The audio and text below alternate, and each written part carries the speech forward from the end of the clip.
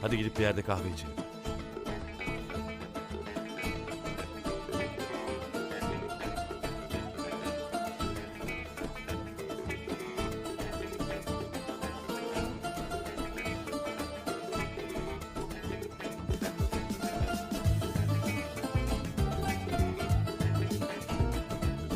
İşte İstanbul'un en güzel simgelerinden bir tanesi.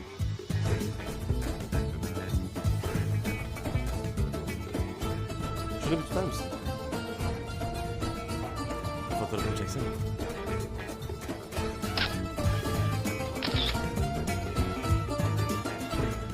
Keşke bu fotoğrafta sen de olsaydın.